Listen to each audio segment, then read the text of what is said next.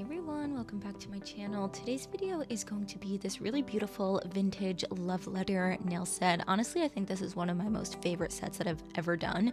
I love how it came out.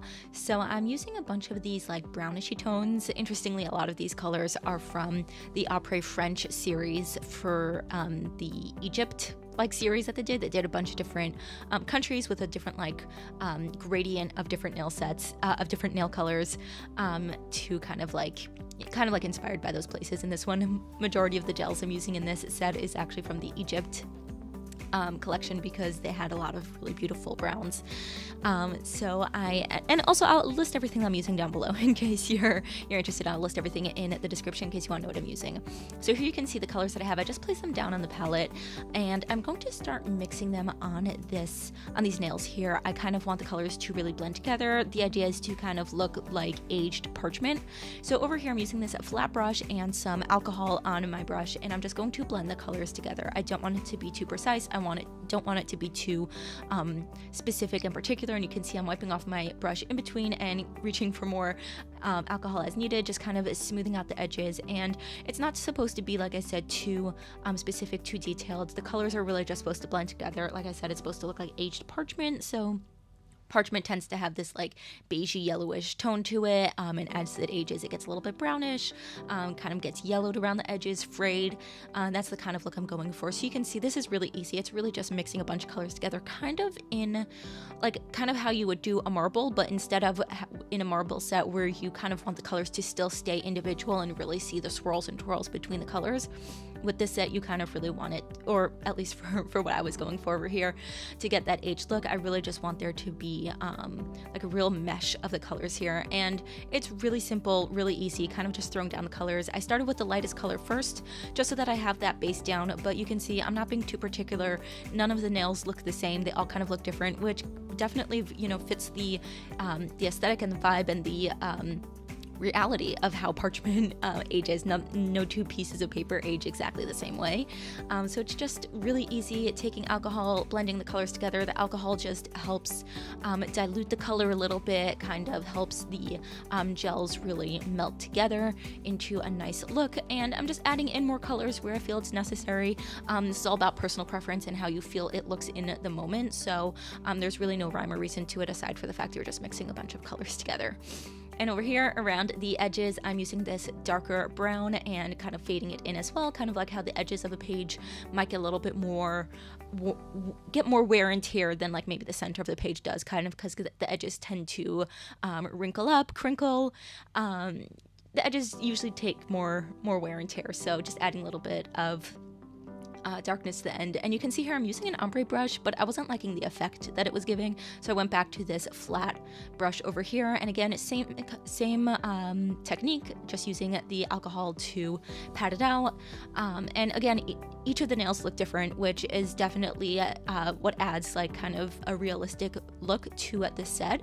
On some of the nails the darker brown comes down lower, on some of them it's a bit shorter. It's really just how the gels work. And when you use alcohol to help thin out gels, you can really play around with it, and you really have a lot of time to decide how much you want the colors to show. So with alcohol it'll start removing the gels while they're still wet, so you can add more alcohol and fade it even more. You can add less alcohol and have the colors a little bit more opaque. You really have a lot of time to play with it, so it's all about just how you feel and what you like and the look that you're going for. And I'm just kind of doing like this dragging / patting motion. I want it to feel a little bit I want it to feel realistic and natural.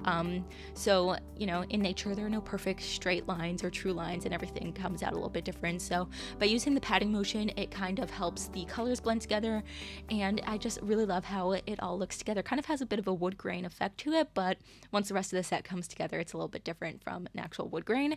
And you can see I matte top coated everything. And now over here, I'm doing the same thing that I did on those other nails. So again, taking the colors of gel, mixing them together, but I'm just doing this small area, kind of like a corner piece over here. And again, I keep wiping off my brush as I pick up more product, adding more alcohol where I feel necessary. And it's really just a very repetitive process. There's nothing too difficult about it, which is what I love about this set. There's a lot of steps to this set. You can see the video's a little bit longer than some of my other videos that have been going up recently. You might notice this one's like 15 minutes long. Some of my other ones have been like, some of them even under 5 minutes, because the sets I've been doing have been quite easy. And this one is still easy as well.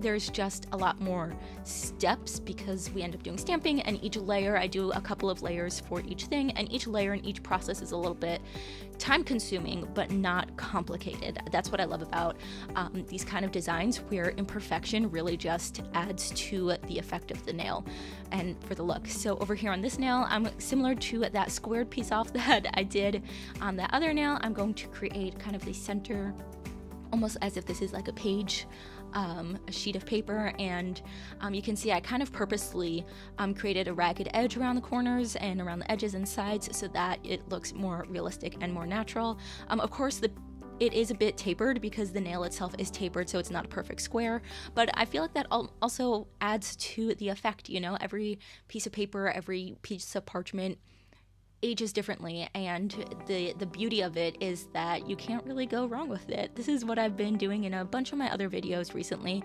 so if you haven't checked out some of my other videos, a lot of my sets have been really easy, really simple, yet impactful, beautiful, and a concept that you can't really get wrong, like aged parchment, or in a previous set that I did, clouds. You know, you can't really do clouds wrong. Every cloud is different, and as long as it's, you know, fluffy and kind of has a general shape, and you can't do it wrong, you know? So that's kind of what I've been really enjoying recently.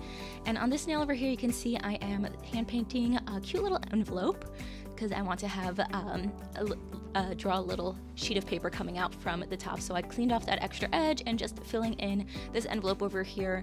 And I've really been getting into more hand painting. Hand painting images and shapes and designs used to really scare me, but by doing easy shapes like squares, triangles, rectangles, stuff like that, when you break down a design into just very simple shapes, it makes everything so much easier. So I don't know, maybe a couple years ago I've been like, what? No, I cannot paint a letter coming out of an envelope, you know? But now I can, because when you break down the design in your head into just very small, easy, manageable shapes, it gets a lot easier, and every time you do it, your confidence builds. At least with me, that's the case. So it's just something that as you do, it gets easier and easier, and it gets a lot more fun too, and a lot less intimidating as well. So now I'm just adding a little bit more detail. I definitely wanted the envelope to stand out. You can see the envelope is a little bit more of a yellowish tone, and the paper, the page coming out of it is a little bit more white. It's a lighter color, but they are still very close in color. So I wanted to add a bit more detail as well to the envelope. So I'm just outlining it in this dark brown color, creating a little point around the top over there so that it looks like an open envelope. And now I'm going to be using this stamping plate from Clear Jelly Stamper in collaboration with Talia's Nail Studio. And I'm using this script over here that is so beautiful, and this dark brown stamping polish from Clear Jelly Stamper, and I'm going to stamp down the words onto the page. But because I picked up such a large image, I removed most of it with my stamper, with like the scraper, and now I'm using just this small little micro swab to clean around the edges, and I'm just using regular nail polish remover to do that, because stamping polish is just regular polish. There's nothing too special about it. It's just, you can remove with regular nail polish remover. It's not like gel. And I do the same thing over here on this nail on the corner, and if you are using stamping polish on top of regular nail polish and not on top of gel, and you're doing something to this effect where you might have to remove some of the polish, like what I did with the initial letter, and over here you can see some of the wording goes off the side. I would suggest definitely putting at least some sort of base coat or top coat in between your layers, so that if you're removing something, you don't accidentally remove all of the layers that you did under it. That's something that gel, you know, definitely has an advantage of over regular polish, is that once it's cured, nail polish remover is not going to bother it. So if you mess up, or if you decide you want to do something different, you don't really risk ruining your design. But if you're doing regular nail polish, definitely put a layer or even two between your designs so that you don't risk ruining it, because that would be really sad if you have a beautiful set going on and there's just one little thing you wanted to tweak, or maybe you did something wrong, placed something down in the wrong spot, and your whole design gets ruined if you have to remove it. So something that I would suggest is just always protect your design as you're going. It's almost like, you know, when you're doing like a Word document or something, you kind of keep saving the document as you go along, you know, Control S each time, so that just in case the system shuts down, just in case your laptop loses battery, you don't lose your work. That's just a tip, because I know some of my viewers, or even maybe a lot of you over here, use regular nail polish, not gel per se. It's a good idea to protect your work as you're going along so that you don't risk ruining it. And as you can see here, while I was going on that little rant, I'm just stamping down some flowers, some of these florals. Again, this is still that same stamping plate, so I'm just using the same one, and stamping down some florals in these kind of vintagey tones. They're definitely like pinky brown tones, kind of beigey, but they're not too bright or vibrant, because I definitely want to keep that that feeling throughout the design. And just using this dark red as an outline and adding in some green leaves to the florals. When you're doing florals, it's always a good idea to add some greenery. I know green can sometimes be a bit of a scary color for people to wear on their nails, because it can, if done wrong, it could look a little bit like fungus or an infection or something, and we definitely don't want our nails to look like that. But if you're doing a design or a floral set or something like that, adding in some leaves, even if you don't love green, even if you don't like the color, even if you prefer to avoid it, adding in just a touch of greenery when you're doing florals really brings the whole design together. It makes it pop, it makes it obvious, and then you can just kind of be a little bit more abstract with your design, because the green leaves will always make it look like florals. So actually, initially when I was doing this set, I hadn't planned on doing the green, just because it just wasn't something that was initially part of my design plan. And then as I was stamping it down, I'm like, this set needs greenery. It needs some leaves, it needs something to like anchor the floral set and just really bring the design to life. Not that I'm against green. Green is honestly my favorite color, and I love wearing it on my nails. It was just something that, like, for my color palette that I had picked out for this set, it just didn't make it into the cut. And then as I was stamping down these flowers and these roses, I was like, this needs some greenery. It looked really empty without it, and it definitely enhanced it, especially this stamping polish here. It's this dark green, it's got a bit of shimmer to it. It's just so beautiful, and you can see right here on this nail just how much that greenery really brings the whole set to life. So now I'm just using this Beetles gel polish color over here, adding that little dot onto the envelope to make it look kind of like a wax seal. And now I'm using this silicone mold with that same red color that I used to stamp down that little wax mold design on the envelope to fill in this little rose over here, and I cure that in the lamp. And while that's curing, I'm going to be using this Rhinestone Glue from Vettsy, and I'm going to use this to do some chrome. So when I do chrome, I cure the no wipe top coat. I use like I showed you over here, a rhinestone gel, using it here as well, and I cure it for 15 seconds. I know some people do it for 30, but I found that when I did that, the chrome didn't apply as nicely. So I do cure it for 15 seconds, apply the chrome, give it a full cure, and then I wipe off any of the excess chrome that got onto the rest of the design. And now I'm ready to move on to this very interesting crystal placement that honestly I didn't really have planned out. I knew I wanted to use this rose. I wanted to incorporate more of this color and kind of add more drama to it, but I didn't actually know what kind of set I wanted to do. And you can see the rhinestones that I have in the background, they're not flat back, they're actually pointy backed. So when you're doing pointy back rhinestones, you need to add a lot more rhinestone glue than you initially would. And this is the rhinestone glue that I'm using for this set over here for this part is the Makartt rhinestone glue, not the Vettsy one that I used before. The Vettsy one is a little bit too runny and it doesn't hold larger rhinestones and charms as well. So this is actually the Makartt rhinestone glue, and I'm just dunking them in here, not really doing anything too specific. The colors are quite vintagey looking. They're like these dark browns and these kind of beigey colors. And then I wanted to add in some pearls. Pearls are definitely vintage feeling, in my opinion. I feel like they feel very old-timey, very old money, very elegant. So I wanted to add them in here and just add a little bit of that feeling to this set. And again, it's super random. I'm just kind of placing them down.